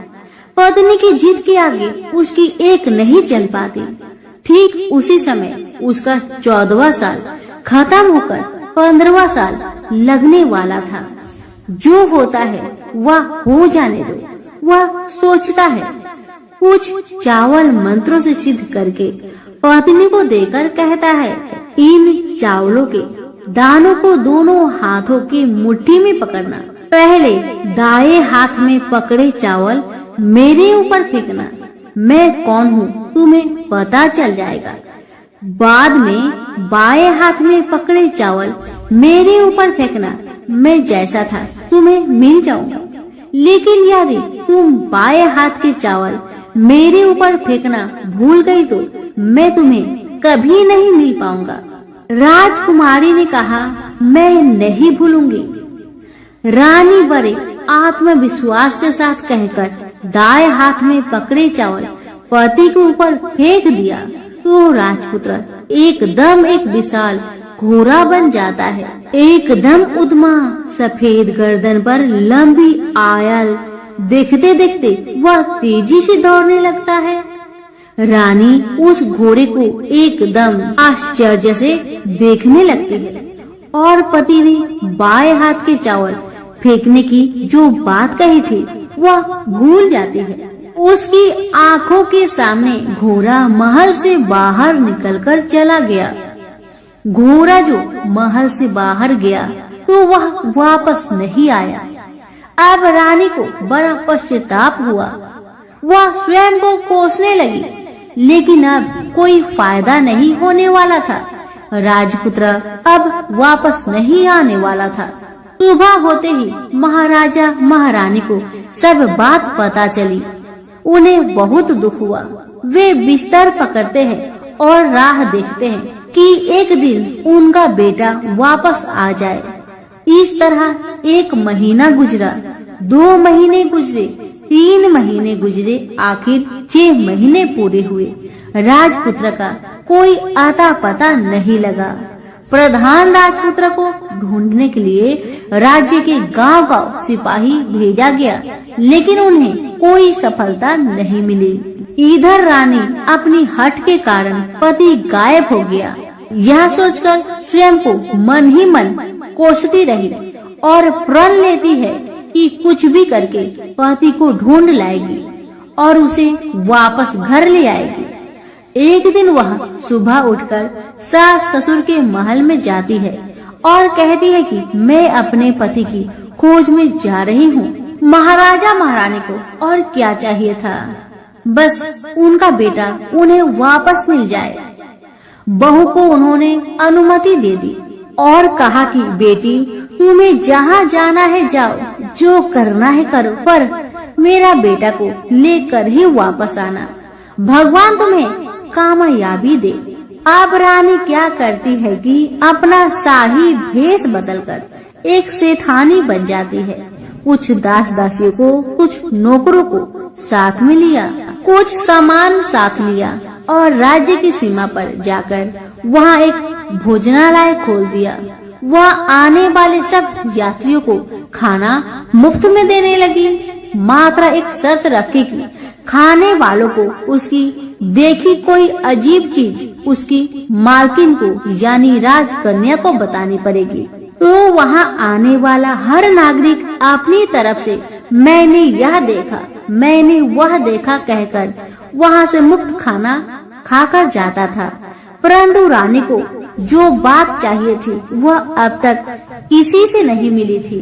ऐसे ही कुछ दिन बीत गया तो इधर होता है कि रानी के महल फूल लेकर जाने वाली बुढ़िया के एक बेटा और बहू थे। उनका एक छोटा बेटा था, यानी बुढ़िया का एक पोता था।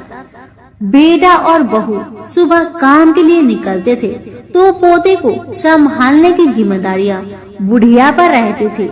बुढ़िया दिन भर पोते को संभालती थी। एक दिन होता है कि बुढ़िया को पान खाने की आदत थी, तो पान खाने के लिए चूना चाहिए था। बुढ़िया उसे तैयार करने के लिए सीपियां लेकर आई। इन सीपियों भूनने के लिए गोबर के कंडे चाहिए थे। कंडे इकट्ठा करने के लिए वह बांस की टोकरी लेकर चरवाहे के मैदान में गई। वहाँ बहुत सारे कंडे थे। उन्हें जमा करते करते उसे घर आने में अंधेरा हो गया। इस और शाम होते ही काम से वापस बेटा बहू घर पहुँचे तो देखा कि बच्चा घर पर अकेला है और रो रहा है। वे दोनों गुस्से से लाल पीले हो गए। इतने में बुढ़िया घर आ पहुँची। बेटा ने पूछा, पोते को घर पर अकेला छोड़कर तुम कहाँ गई थी? बुढ़िया बताने लगी कि मैं गोबर के कांडे इकट्ठा करने गई थी। इस पर बेटा बोला, दोबारा बच्चे को अकेला घर पर छोड़कर यदि कहीं गई तो मैं तुम्हें बहुत पीटूंगा। बुढ़िया कहने लगी, नहीं बेटा, फिर कभी ऐसा नहीं करूंगी। लेकिन दूसरे ही दिन बुढ़िया वह बात भूल गई और फिर चरवाहे के मैदान पर कंडे इकट्ठा करने चली गई। शाम को जब बेटा बहू काम से वापस लौटे तो देखते हैं कि बच्चा घर पर अकेला है और वह रो रहा है। अब उसके बेटे की सहन शक्ति खत्म होने लगी और बुढ़िया के वापस आने पर उसे घर से निकाल दिया। बुढ़िया रात भर घर के बाहर अंधेरे में बैठी रही और सुबह होते ही हाथ में टोकरी लेकर कंडे इकट्ठा करने के लिए निकल गई। उस दिन उस पर कंडे इकट्ठा करने का मानो पागलपन सवार था। कंडे इकट्ठा करते करते जब अंधेरा छा गया उसे मालूम ही नहीं चला। उसे जब ध्यान आया तो गांव का रास्ता भी ठीक तरह से दिखाई नहीं दे रहा था। वह अंधेरे में आंखें फाड़कर देखती है, किसी तरह आगे निकल पड़ी तो क्या होता है कि एक कपिला गाय छन छन की आवाज करते, गले की घंटी बजाते ठुमुक ठुमुक कर उस मैदान पर आ गई। उसे देखकर बुढ़िया सोचने लगी कि इस गाय के पीछे पीछे जाऊंगी तो गांव तक पहुंच जाऊंगी। तब बुढ़िया उसके पीछे पीछे जाने लगी। वह गाय क्या करती है कि उस मैदान से लेकर एक एक करके 6 मैदान पार करती है। आखिर में वह 7वें मैदान पर पहुंचती है तो वहाँ क्या होता है कि उस मैदान पर एक बड़ा सा पत्थर है। गाय जाकर उस पत्थर को अपना सींग मारती है। सींग मारा तो वह पत्थर टूट गया और हट गया और पाताल में नीचे जाने की सीढ़ियां दिखाई देने लगी। तब वह गाय उन सीढ़ियों से नीचे जाने लगी। बुढ़िया वह सब देखती रही और झट जाकर गाय की पूंछ को पकड़ लिया। पूंछ पकड़कर वह गाय के साथ नीचे पाताल पहुंच गई। पाताल में पहुंचते ही तुरंत गाय की पूंछ छोड़ दी और इधर उधर देखने लगी। वहीं से बुढ़िया ने देखा कि पाताल में सब जगह जगमगाहट है, दिया दीप जलते हैं और तेज रोशनी गाय के ऊपर पड़ रही है और वहाँ अद्भुत घटनाएं घटने लगी। गाय के नीचे जाते ही उसके गले में अपने आप सांकौल पड़ गई और छमछम करके कोई दूधारी में गाय का दूध दुहने लगी। लेकिन जो भी कोई वह कर रहा है वह मात्र दिखाई नहीं दे रहा। बुढ़िया बहुत घबरा गई, कहाँ आकर फंस गई। वह सोचने लगी कि और यहाँ वहाँ छिपने के लिए जगह ढूंढने लगी, लेकिन उसे कहीं भी जगह नहीं मिली। हर जगह उजाला ही उजाला था। तो वह जो एक कोने में खड़ी रह गई और जो कुछ सामने हो रहा था उसे चुपचाप देख रही थी। कुछ पल के बाद वहाँ झट से एक उम्दा सफेद घोड़ा आया। वहाँ 2 कुंड थे, उसमें से एक कुंड में उस घोड़े ने छलांग लगाई और ऊपर आ गया। अब उसे राजपुत्र का रूप प्राप्त हो गया। राजपुत्र बनने के बाद उसने दूसरे कुंड के पानी में स्नान किया। वहाँ रखे नए कपड़े पहने। नजदीक ही एक सुंदर पलंग था, उस पर आकर बैठ गया। उसके सामने अपने आप 5 पकवानी की थाली आ गई, दूध की एक प्याली आ गई, पान सुपारी आ गई। उसके सामने एक दिया जलता रहा।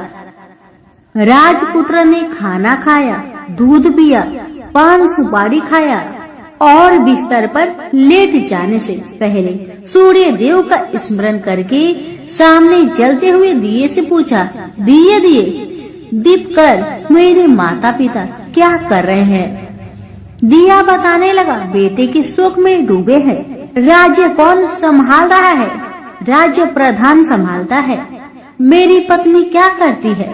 दिया बोला, उसने चौराहे पर भोजनालय शुरू किया है और आते जाते लोगों से वह नई खबर के बारे में पूछती है। दिए के यह कहते ही राजपुत्र कहने लगा, ठीक है। उसके बाद वह सो गया। बुढ़िया कोने में खड़ी रहकर यह सब देखती रही। ऐसी अद्भुत घटना उसने जिंदगी में पहली बार देखी थी। उसे अंदर ही अंदर चुलबुलाहट होने लगी। वह अपनी भूख प्यास भूल गई और आगे क्या होता है कि उसे उत्सुकता से देखने लगती है। लेकिन उसके बाद और कुछ घटनाएं नहीं घटती। रात गुजर गई और सुबह हो गई।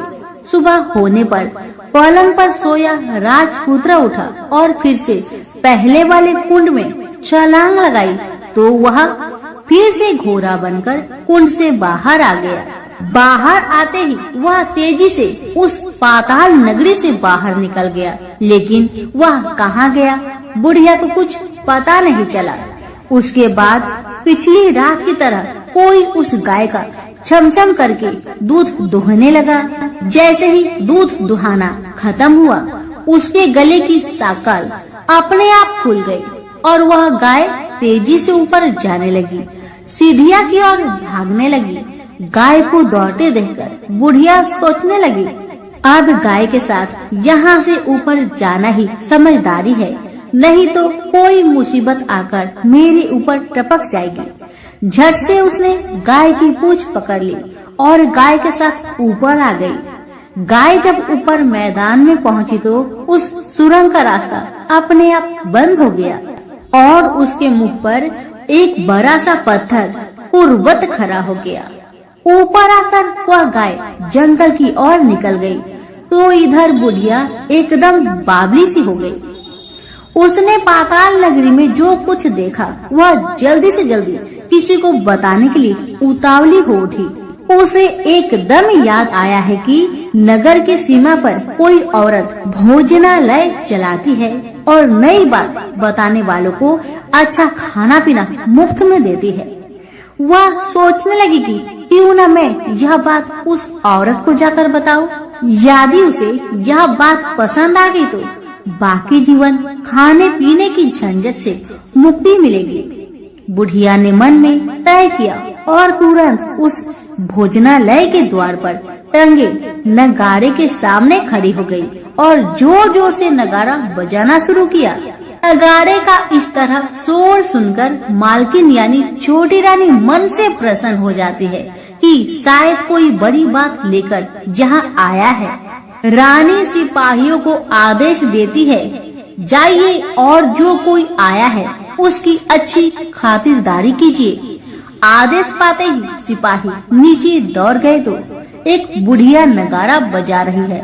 उन्होंने पूछा, क्यों रे बुढ़िया, क्या हुआ, क्यों नगाड़ा बजा रही हो? बुढ़िया बोली, कुछ नहीं बेटा, यहाँ खाना मिलता है ना, इसलिए आई हूँ। बुढ़िया ने सिपाहियों से बोला, खाना मिलेगा? सिपाही बोले, हाँ मिलेगा, लेकिन तुझे कोई नई बात बतानी पड़ेगी। बुढ़िया बोली, हाँ बताऊंगी। एक बात मालूम है मुझे। इस पर सिपाही उसे अंदर लेकर आए। उनको मालकिन का आदेश था कि जो कोई बूढ़ा बुजुर्ग वहाँ आए उनके साथ अच्छी तरह पेश आना, उनका अच्छा आदर आतिथ्य करना। तो सिपाही ने इस बुढ़िया का भरपूर आदर आतिथ्य किया। उसे बड़ी सी थाली भरकर व्यंजन परोसते हैं। बुढ़िया कुछ दिनों से भूखी थी, वह खाने पर टूट पड़ी। खाना खाने के बाद सिपाही ने उसे नई साड़ी पहनने को दी। उसके बाद उसे लेकर रानी के पास आए। बुढ़िया और रानी ने तुरंत एक दूसरे को पहचान लिया। बुढ़िया बोली, बेटा तुम हो? और रानी बोली, बुढ़िया अम्मा आप है? बड़ी देर तक दोनों भली भांति की बातें करती रही। आखिर पुरवनी बुढ़िया से कहने लगी, अम्मा अब बताओ तुमने क्या बात नई देखी है? बुढ़िया बोली, मैंने कोई नई बात देखी नहीं है, वह तो मेरे पास तुम्हें देने के लिए खाने के लिए पैसे नहीं थे, इसलिए मैंने झूठ कहा और नगाड़ा बजाया। रानी ने कहा, अम्मा घबराना नहीं, मैं किसी को तुम्हारा नाम नहीं बताऊंगी। फिर भी बुढ़िया मैंने क्या देखा, कब देखा करके आनाकानी करने लगी। इस पर कुंवर रानी ने उससे कहा, देखो अम्मा, यदि तुमने मुझे वह नई बात बताई तो मैं जिंदगी भर तुम्हारी देखभाल करूंगी, तुम्हें रानी माता की तरह रखूंगी। अब बुढ़िया बताने को तैयार हो गई। उसने जो कुछ उस चर गवाहे वाले मैदान पर देखा था वह सब कुछ कुंवर रानी को बता दिया। बुढ़िया की वे बात सुनकर कुंवर रानी को यकीन हो गया कि वह राजपुत्र उसी का पति है। वह तुरंत बुढ़िया से कहने लगी, अम्मा मुझे उस जगह पर ले चलो। तब बुढ़िया बोली, नहीं बेटी, वह पाताल राज्य है, सांप है। यदि किसी ने तुम्हें देख लिया तो तुम्हारी जान खतरे में पड़ सकती है। लेकिन रानी उसकी एक भी नहीं सुनती, उसे उस जगह ले जाने के लिए हठ करने लगी। आखिर में बुढ़िया ने उसका कहना मान लिया और कहने लगी, ठीक है, मैं तुम्हें वहाँ लेकर चलती हूँ, और आज नहीं कल वहाँ जाना है, तो शाम को ही जाना होगा।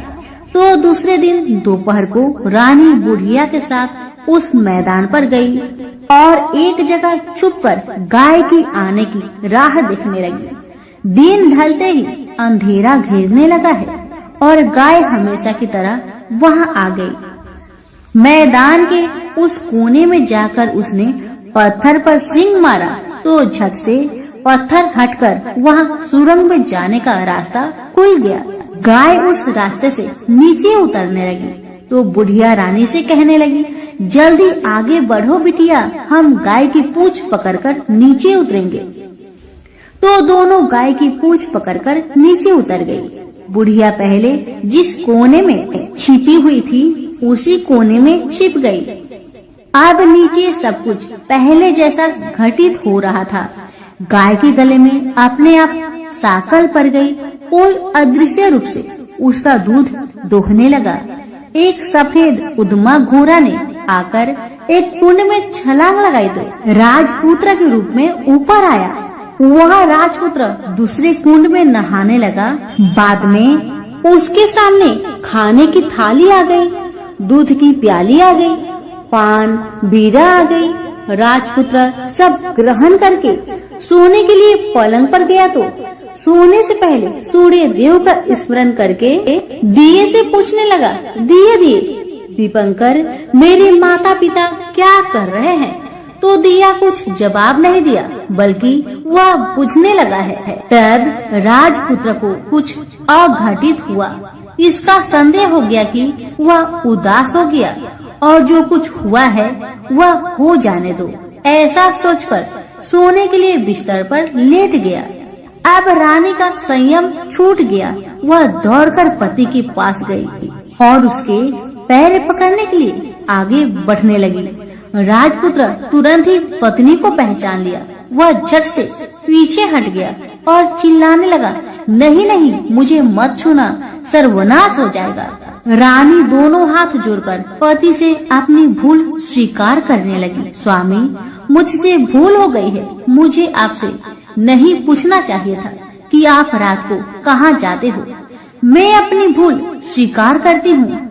मुझे मेरी भूल की सजा मिल गई है। अब आप घर चले। आपके वियोग में आपके माता पिता ने बिस्तर पकड़ लिया है। आपकी प्रजा भी बहुत दुखी है।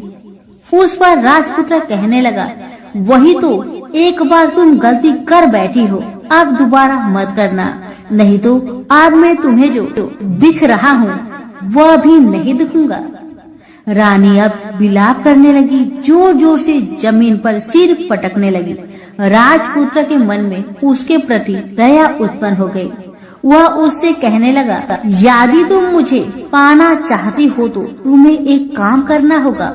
काम कठिन है, लेकिन वह तुम्हें अकेले करना होगा। कहो स्वामी, आप क्या कहते हैं? इतना भी कठिन काम हो मैं पूर्ण करूंगी। रानी कहती है। इस पर राजपुत्र ने उसे बताया, इस पाताल से ऊपर जाते ही तुम्हें एक घना जंगल नजर आएगा। ऐसे 6 जंगल पार करने के पश्चात 7वां जंगल मिलेगा। वह जंगल सबसे घना है। उस जंगल में बीचों बीच एक पीपल का पेड़ है। उसके आसपास की जगह पत्ते, फंदे, जटाएं, कांटे इत्यादि से ढक चुकी है। वहाँ बाघ, शेर, भालू, सांप सभी धमा चौकड़ी बैठी है। तुम्हें उन सबको भगाकर वह जगह साफ करनी है। उसकी गोबर से लिताई करके पवित्र बनाना है। रंगोली से सजाना है। उसके बाद वहाँ धूप, कपूर, अगरबत्ती जलानी है। फूल कुमकुम से पेड़ की तने की पूजा करनी है, दूध दही से बने चावल का भोग चढ़ाना है। यह सब तुम्हें दोपहर के 12 बजने के पहले करना होगा। 12 बजने के समय तुम्हें उस जगह पर बैठकर सूर्य भगवान का ध्यान करना होगा। ठीक 12 बजे सूर्य भगवान का रथ वहाँ उतरेगा। वे वह सब देखकर खुश हो जाएंगे और कहेंगे, जिस किसी ने यह सब किया है उसे मैं मनचाहा फल दूंगा। तो तुम सामने जाकर उसके रथ का दाहिना घोड़ा मांगना, मैं तुम्हें मिल जाऊंगा। इतना बात कहकर राजपुत्र अपने पलंग पर सो गया और छोटी रानी भोर होने की राह देखने लगी। भोर होते ही वह बुढ़िया के साथ गाय की पूंछ पकड़कर ऊपर आ गई। ऊपर आने के बाद वह बुढ़िया से कहने लगी, अम्मा अब मैं अकेले ही आगे जाऊंगी, तुम भोजनालय वापस जाओ। वह जंगल में जाकर राजपुत्र की बताई जगह ढूंढने लगी और स्वयं आरी से वह जगह साफ कर दी। बाद में राजपुत्र ने जैसे बताया वैसी लिपाई पुताई करके वापस आ गई। दूसरे दिन पौ फटने से पहले ही और जंगल में उस जगह पहुंची। वहां जाकर इत्र गुलाब का पानी छिड़ककर वह जगह सुगंधित की। धूप अगरबत्ती जलाकर उसे पवित्र किया और पूजा की। सब सामग्री वहां तैयार रखकर सूर्य भगवान का ध्यान करने बैठ गई। जैसे कि पति ने बताया था, दोपहर को ठीक 12 बजे सूर्य भगवान का रथ उस पीपल के पेड़ पर आकर रुका है। सूर्य भगवान ने जब रथ से नीचे देखा तो सुगंधित वातावरण देखकर बहुत खुश हुए और फिर बोले, जिस किसी ने यह काम किया है वह यहाँ आकर मुझसे कुछ भी मांगे, मैं उसे दूंगा। रानी ने जब ये सब सुना तो बिना समय गवाए दौड़कर उनके सामने आ गई और उनको साष्टांग नमस्कार करके बोली, भगवान वह मैं ही हूँ, मैंने यह जगह साफ की है। भगवान बोले, अच्छा तो तुम्हें जो चाहिए वह मुझसे मांगो। तो छोटी रानी बोली, भगवान मुझे आपके रथ का दाहिना घोड़ा चाहिए। सूर्य भगवान बोले, नहीं नहीं, मैं तुम्हें और कुछ भी दे सकता हूँ, लेकिन यह घोड़ा नहीं दे सकता।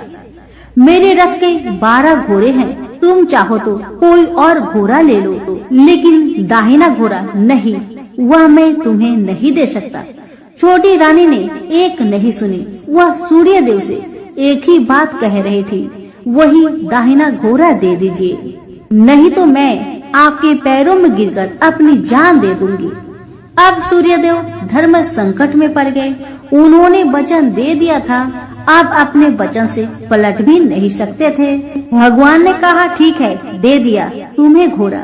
सूर्यदेव ने कहा, फिर एक बात और भी कही, देखो मैंने तुम्हें घोड़ा तो दिया है, लेकिन वह तुम्हें यहाँ नहीं मिलेगा, तुम्हें उसे पाताल में जाकर लाना होगा। रानी बोली, पाताल में ही क्या भगवान, मैं उन्हें पाने के लिए कहीं भी जा सकती हूँ। रानी को वचन देकर सूर्यदेव अपने मार्ग से चले गए और इधर रानी जंगल से अपने भोजनालय में आ गई। फिर वह बुढ़िया को लेकर उस मैदान पर आ गई। जल्दी ही शाम हो गई।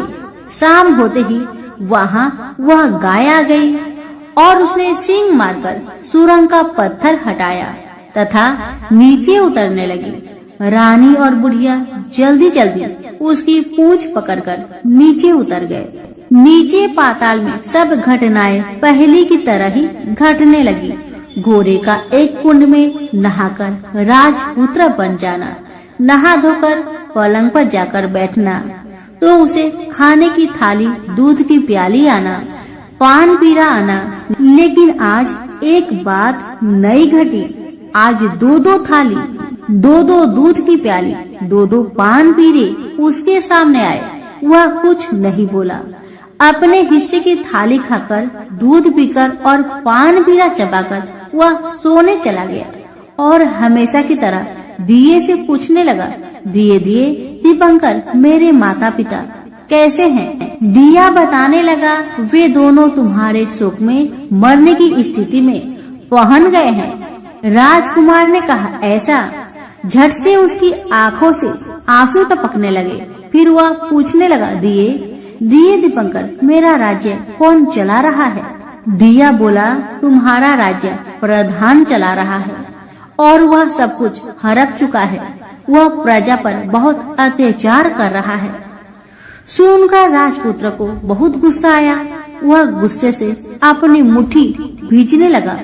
अब वह पूछने लगा, दिए दिए दीपंकर, मेरी पत्नी क्या कर रही है? अब दिया कुछ नहीं बोला, चुपचाप रहा।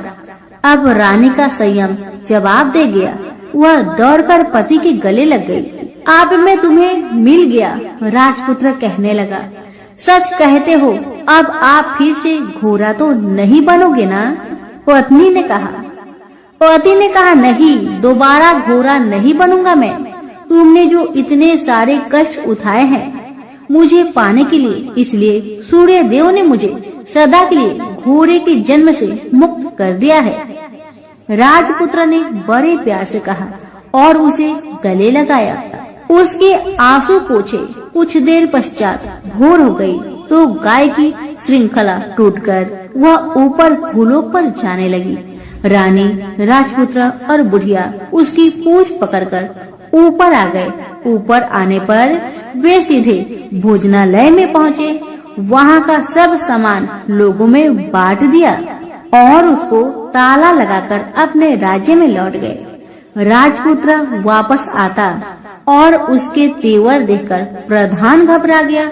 राजपुत्र ने उसे बंदी बनाकर कैद खाने में डाल दिया और राज्य की बागडोर अपने हाथ में ले ली। उसके बाद वह अपने माता पिता को मिलने उनके महल में गया। तब राजपुत्र क्या देखता है कि उसके माता पिता उसके शोक में सी पंजर बने हुए हैं। पुत्र को वापस आया देखकर मरणासन राजा रानी की आंखों से टप टप आंसू बहने लगे। इन दोनों ने पुत्र को गले लगाया, उसे प्यार से सहलाया। इतना होने के बाद उनके सेहत में एकदम सुधार आने लगा।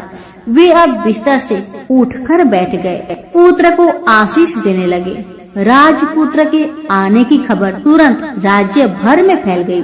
प्रजा खुशी से फूली नहीं समाई। प्रजाजन राजमहल के सामने इकट्ठे हो गए। राजपुत्र ने भी उन्हें दर्शन दिए और आज से उन्हें कोई दुख नहीं पहुंचाएगा, ऐसा वचन भी दिया।